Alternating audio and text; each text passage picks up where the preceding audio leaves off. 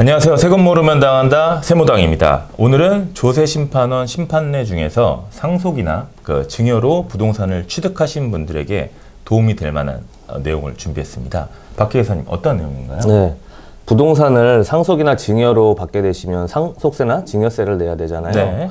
그러면 그 상속된 재산을 얼마로 어떻게 평가를 하죠? 그냥 보통 상식적으로나 생각을 해보면 부동산의 경우에는 현금이 아니기 때문에 그 상증세법상의 뭐 매매 사례가액이나 아니면 감정가액 등으로 저는 상속가액을 평가를 하는 걸로 알고 있거든요. 그동안 시가가 없을 때는 뭐 그냥 공시지가 이렇게 하는 걸로 저는 알고 있거든요. 네. 역시 잘 알고 계시나요? 만약에 토지를 상속받았는데 매매 사례가액 같은 시가가 없다면 네. 공시지가를 상속재산가액으로 하면 되는데요. 네.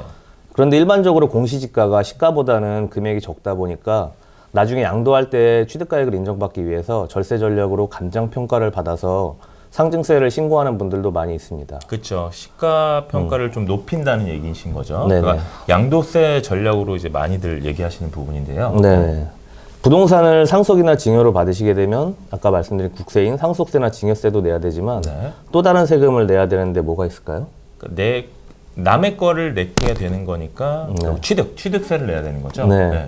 오늘 말씀드릴 내용이 바로 취득세에 대한 이야기인데요. 네. 취득세의 경우에는 상속이나 증여의 경우 같은 케이스에서는 실제로 취득을 위해 지출한 비용이 없기 때문에 무상취득이라고 하는데요. 네. 그래서 현행 지방세법에서는 취득세의 과세표준을 시가표준액, 그러니까 일반적으로 알고 계시는 공시지가로 하고 있습니다. 그렇죠. 예를 들어 매매 사례가액이 10억이 되는 거고 그리고 시가표준액이 7억 원이 아파트를 증여받았다라고 하면 증여재산가액은 10억이 되는 거고 그리고 취득세의 과세표준은 시가표준액인 7억이 되는 게 맞는 거죠. 네. 그런데 오늘 소개해드릴 심판례에서는 부동산 증여세 신고를 할 때 감정평가액으로 증여세를 신고하시고 취득세 신고 시에도 증여세 때와 마찬가지로 감정가액을 과세표준으로 해서 신고한 케이스인데요. 아, 이런 케이스가 좀 많나 보네요. 이런 것들이. 네, 저도 이런 케이스가 없을 줄 알았는데 심판례가 여러 건 있는 걸 보니까 의외로 이렇게 실수하시는 분들이 꽤 많이 있는 것 같더라고요. 네, 감정가액으로 만약에 신고를 했다라고 하면 당연히 공시지가 그 과세표준보다 좀 높게 신고를 하셨을 텐데요. 네. 그러면 취득세가 좀 많이 나왔을 것 같거든요. 네. 그런데 이제 취득세 과세표준으로 이제 취득자가 신고한 가액으로 확정되는 거 아니에요? 네, 뭐 정혜계 사님도 네. 지자체랑 똑같은 논리로 말씀을 네네네네. 하시는데요.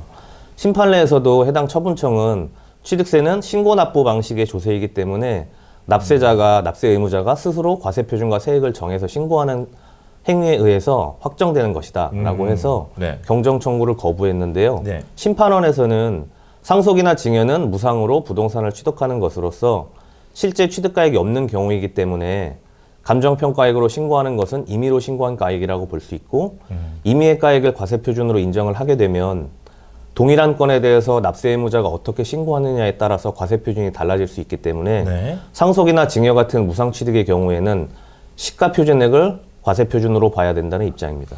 그러면 무상취득은 어떤 가액으로 신고를 하든 간에 그러면 무조건 시가표준이 과세표준이다 요 말이네요. 그렇죠. 그래서 납세자가 이긴 케이스입니다. 네.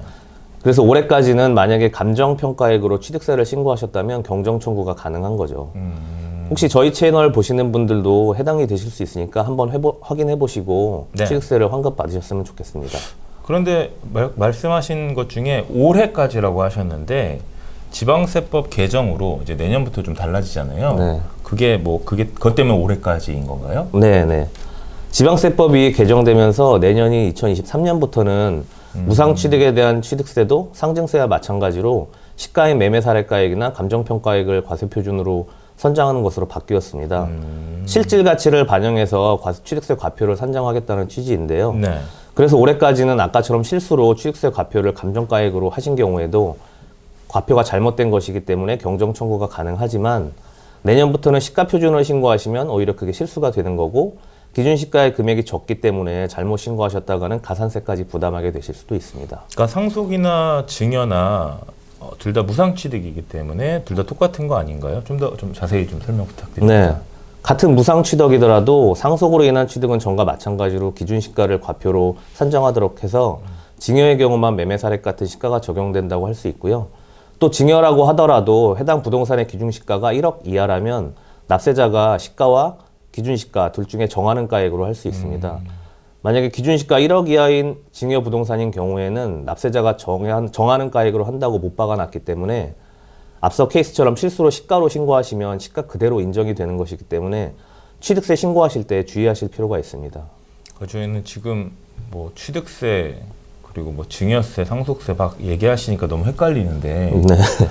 한번 좀 간단하게 좀 요약 좀 부탁드립니다. 네, 알겠습니다. 그럼 오늘 내용을 한번 다시 정리를 해보자면 올해까지는 일반적으로 시가보다 금액이 적은 기준 시가가 과세 표준이니까 실수로 매매 사례가액이나 감정가액 같은 시가로 취득세를 신고하신 경우 환급을 받으실 수 있고요. 네. 네. 내년부터는 기준 시가 1억을 초과하는 부동산을 증여받으신 경우에는 꼭 매매 사례가액이나 감정가액 같은 시가로 신고하셔야 한다. 그리고 1억 이하인 부동산을 증여받으신 경우에는 납세자가 시가와 기준 시가 둘 중에 정하는 대로 되는 것이니까 네. 금액을 잘 비교해 보시고 취득세 신고를 하셔야겠습니다. 아, 네. 지금까지 세금 모르면 당한다 세모당이었고요. 오늘 내용이 도움이 되셨다면 구독과 좋아요 꼭 눌러주시기 바랍니다. 감사합니다.